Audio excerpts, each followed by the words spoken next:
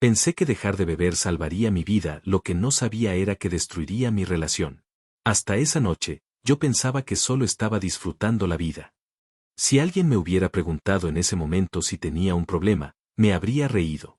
No era el tipo de persona que tomaba solo, no perdía trabajos, no me peleaba en bares ni despertaba en lugares extraños sin saber qué había pasado. Tenía empleo, pagaba mis cuentas, entrenaba de vez en cuando y mantenía una relación que, desde afuera, parecía exactamente lo que muchos llamarían una buena vida. Y sinceramente, yo también lo creía. Yo me llamo Itán, y éramos esa pareja que siempre tenía planes. Siempre había una salida, una cena, una invitación, un cumpleaños, una escapada de fin de semana o una excusa cualquiera para juntarnos con gente. Teníamos química, de la buena. Nos divertíamos juntos con facilidad, nos entendíamos en lo físico y sabíamos cómo pasarla bien casi en cualquier ambiente. Con Eiberi nunca faltaba energía, ni movimiento, ni algo que hacer. La gente decía que éramos divertidos. Nosotros también. Y cuando una relación recibe suficiente validación externa, uno empieza a asumir que eso significa que está sana. Eiberi tenía una personalidad magnética. Era de esas personas que entran a un lugar y cambian la energía sin intentarlo demasiado. Se llevaba bien con todo el mundo, hablaba con cualquiera, improvisaba planes sobre la marcha y parecía vivir con una ligereza que a mí me atraía muchísimo. Yo era más estructurado, más reservado al inicio, pero con ella me solté. Me convertí en una versión más espontánea de mí mismo. O al menos eso pensaba. Porque con el tiempo empecé a notar que muchas de nuestras mejores versiones aparecían siempre bajo las mismas condiciones. Música alta, gente alrededor, tragos en la mesa, madrugada cerca. Ahí fluíamos perfecto. Ahí no discutíamos. Ahí todo era fácil. En silencio, no tanto. No era algo grave ni evidente. No peleábamos fuerte, no había traiciones ni grandes dramas. Simplemente, cuando no había ruido alrededor, a veces costaba más conectar. Algunas conversaciones profundas morían rápido. Los planes tranquilos duraban poco antes de que alguno sugiriera salir. Los fines de semana en casa se sentían como una pausa incómoda que había que corregir con algo más emocionante. Yo no lo interpreté como una señal. Lo interpreté como personalidad. Pensé que solo éramos una pareja joven disfrutando una etapa social intensa. Pensé que ya habría tiempo para calmarnos después, que eso llegaría solo, que madurar juntos sería automático cuando tocara. Es increíble la cantidad de cosas que uno posterga revisar cuando se está entreteniendo. El alcohol era parte natural de todo eso. No el centro absoluto, pero sí un acompañante constante. Brindar en cenas, tragos en reuniones, chats en cumpleaños, copas en vacaciones, cerveza viendo deportes, mimosas en branches. Nada que pareciera extremo si lo mirabas evento por evento. El problema es que la vida no se vive evento por evento. Se acumula. Y lo acumulado no siempre avisa antes de cobrar. Recuerdo que mi madre, Linda, una vez me dijo, medio en broma medio en serio. Ustedes siempre están celebrando algo. Ojalá también sepan estar quietos. Me reí. Ella también. No entendimos la advertencia. Yo veía mi vida y no encontraba razones para cambiar nada. Tenía una mujer que deseaba, amigos, planes, recuerdos constantes, fotos felices y esa sensación de que estaba aprovechando mis mejores años. Si a veces terminaba agotado o con ansiedad los lunes, lo atribuía a lo normal. Si mi cuerpo me pedía descanso, lo llamaba cansancio pasajero. Si algunas conversaciones con Eiberi se sentían vacías, lo llenábamos con otra salida. Todo parecía manejable. Hasta la noche en que mi cuerpo decidió responder por mí. No recuerdo cada detalle con claridad. Solo flashes. Música demasiado alta. Risas. Alguien sirviendo otra ronda. Eiberi bailando. Yo diciendo que estaba bien cuando claramente ya no lo estaba. Un baño. El piso frío. Voces lejanas. Náusea. Oscuridad. Y después. Luces blancas. Un monitor sonando. Y un médico preguntándome cuánto había tomado. Ese fue el momento en que entendí algo que nadie me había podido explicar antes. Hay vidas que no se destruyen de golpe. Solo se sostienen demasiado tiempo sobre hábitos que parecen normales. Y cuando finalmente colapsan, te obligan a mirar todo lo demás también. Actualización 1. Despertar en un hospital tiene una forma extraña de reorganizarte la cabeza. No porque de repente te vuelvas sabio, ni porque una camilla convierta automáticamente tus errores en lecciones profundas. Más bien porque por unas horas desaparece todo lo que normalmente usas para distraerte. No hay música, no hay amigos, no hay luces bajas que suavicen las cosas, no hay otra ronda en camino. Solo tú, el cuerpo hecho pedazos y la evidencia de que algo no estaba funcionando. Tenía suero puesto, la boca seca y una vergüenza difícil de describir. No la vergüenza pública de hacer el ridículo frente a otros, sino una más silenciosa, la de darme cuenta de que me había tratado peor de lo que admitía. Eiberi estaba sentada a un lado cuando abrí bien los ojos. Maquillaje corrido, ropa de la noche anterior, mirando el teléfono. Cuando notó que desperté, se acercó rápido. Al fin. No sonó tierna ni fría. Sonó agotada. ¿Qué pasó?, pregunté, con la voz rota. Te desplomaste en el baño. Vomitaste. Te desmayaste y nos asustaste a todos. Nos. La palabra me quedó dando vueltas. Después entró un médico y me habló claro. Deshidratación severa, intoxicación alcohólica, mezcla con no haber comido bien en horas, estrés acumulado. Nada irreversible, esta vez. Esa última parte también se me quedó. Esta vez. Cuando nos fuimos, Eiberi manejó en silencio. Yo miraba por la ventana con esa mezcla de resaca y claridad que solo llega después de tocar fondo un poco. En algún momento dijo: nos pasamos. Yo esperaba algo como hay que cuidarte. Pero dijo nos pasamos, como si el problema principal hubiera sido la noche excesiva, no el patrón detrás. Y ahí entendí que lo que para mí había sido una alarma, para ella era solo un incidente. Ese lunes falté al trabajo. El martes también.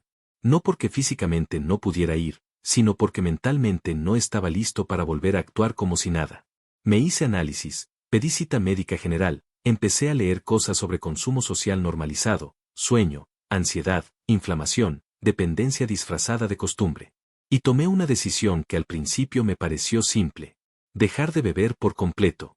No bajarle. No solo fines de semana. No hasta recuperarme. Parar. Se lo dije esa noche cuando cenábamos. Voy a dejar el alcohol. Eiberi levantó la vista del plato. ¿Para siempre? No sé. Por ahora sí. Se rió suave. Te durará 2 semanas. No lo dijo cruelmente. Lo dijo como quien cree conocerte. Y quizá antes tenía razón. Pero algo en mí ya se había movido. Las primeras semanas fueron mejores de lo que esperaba.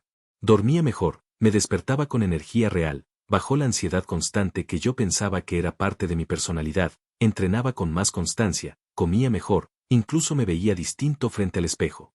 No me había dado cuenta de cuánto malestar había normalizado. Eiberi al inicio fue tolerante. Decía que me admiraba por la disciplina, que ojalá ella también pudiera ordenarse más, que me veía bien. Incluso me acompañó un par de veces a caminar por las tardes y fuimos juntos a desayunar en lugar de salir de brunch con tragos como antes. Por unos días pensé que esto nos iba a mejorar a los dos. Ese fue mi segundo error grande. Porque mejorar uno mismo no siempre mejora la relación. A veces la expone. El primer conflicto serio llegó un viernes. Un grupo de amigos organizó salida a un bar donde íbamos seguido. Dije que no quería ir. Eiberi pensó que bromeaba. Vamos un rato y ya. No me suma estar ahí ahora mismo. Frunció el ceño. ¿Desde cuándo hablas así? No respondí. Yo tampoco sabía exactamente desde cuándo. Insistió hasta el último minuto y al final fue sola. Regresó tarde, oliendo a perfume mezclado con humo y noche larga. Se acostó a mi lado sin decir mucho. A la mañana siguiente me dijo: la pasamos buenísimo. Se sentía rarísimo sin ti. No discutí, pero algo empezó a tensarse entre nosotros.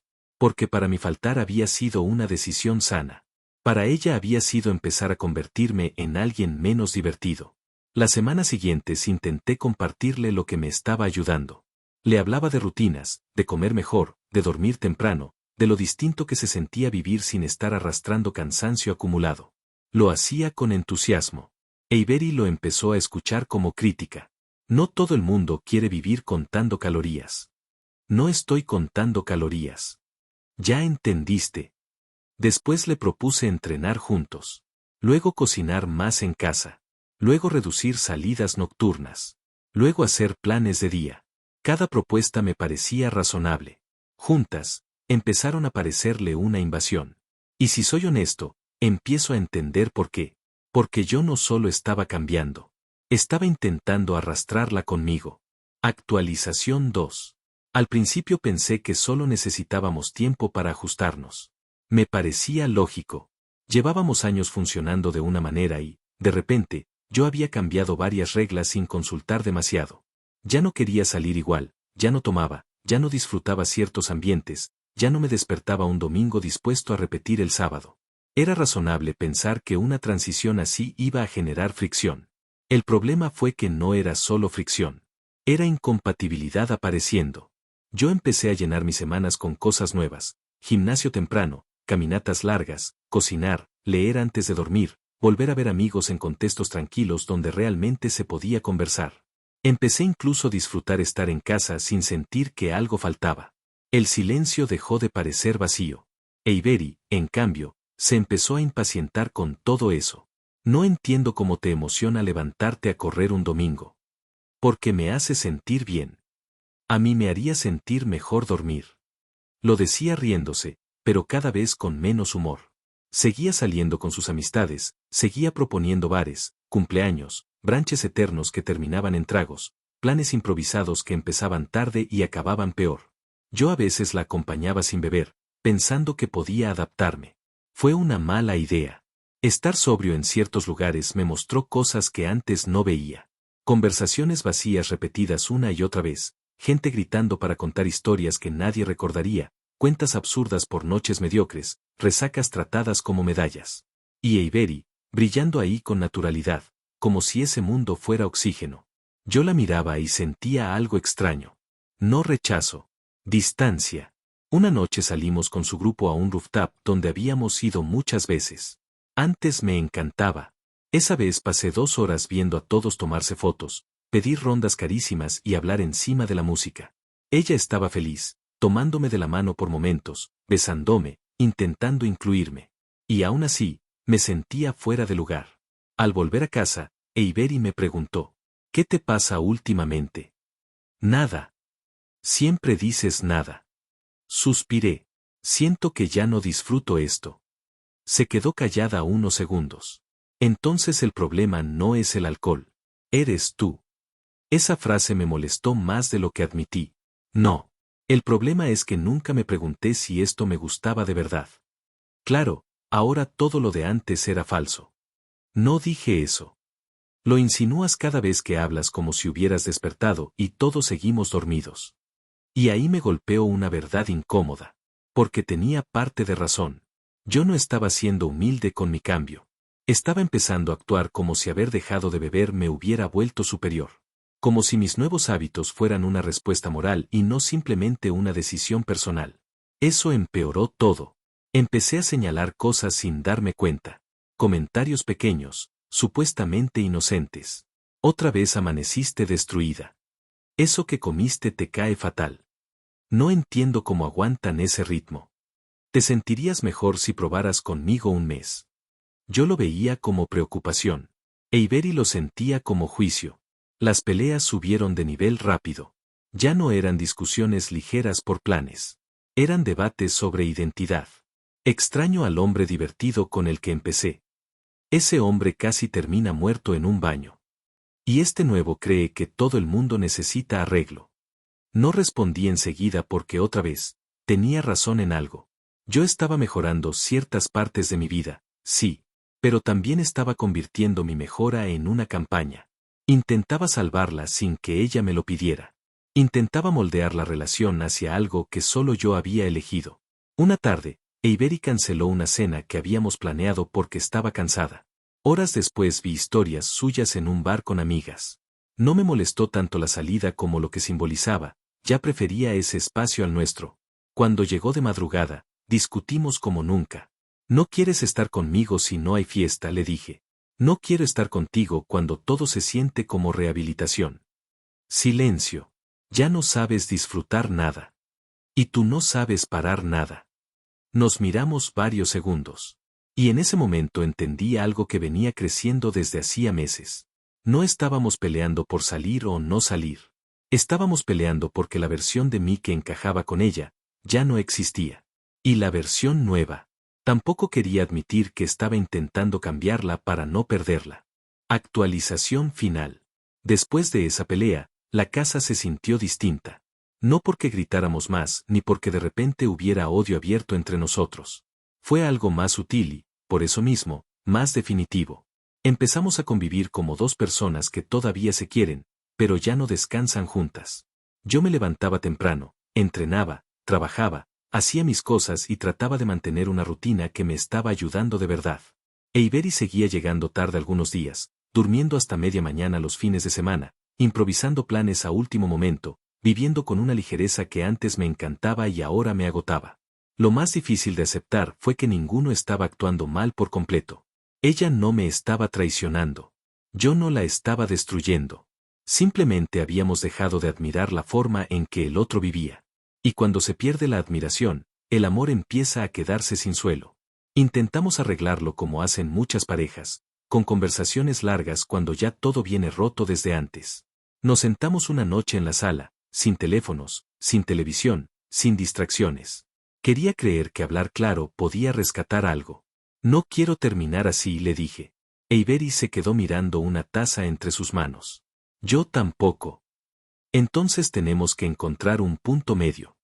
Levantó la vista. Llevamos meses intentando eso. No era agresiva.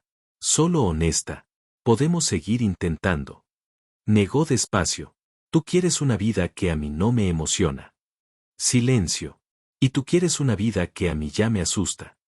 Ahí quedó resumido todo mejor de lo que yo había podido hacerlo en meses.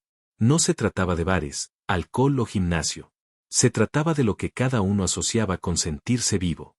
Para ella, espontaneidad, ruido, movimiento, noches largas, historias por contar al día siguiente. Para mí, paz, salud, estabilidad, mañanas claras, energía real. Ninguna opción era malvada. Pero ya no cabían en la misma casa sin resentimiento. Extraño como éramos, le dije. Eiberi sonrió con tristeza. Yo también. Pero éramos eso juntos, no esto. Y esa frase me rompió más que cualquier insulto habría podido hacerlo. Porque tenía razón. Yo seguía enamorado de una versión compartida del pasado. Ella también. El problema era que esa pareja ya no existía. Había muerto la noche que desperté en un hospital, y tardamos meses en enterrarla. Terminamos esa misma semana. Sin platos rotos. Sin escenas. Sin terceros. Solo con cansancio. Eiberi se mudó primero. Ver cajas salir del apartamento fue extraño. No sentí alivio inmediato ni devastación cinematográfica. Sentí duelo real, de ese silencioso que aparece cuando doblas ropa y recuerdas quién la usaba. Las primeras semanas solo pensé en si había cometido un error. Si debía haber sido más flexible. Si debí dejarla vivir como quisiera sin intentar cambiar nada. Si quizá exageré todo por miedo. Con el tiempo entendí algo más incómodo. Sí me equivoqué. Pero no al dejar el alcohol.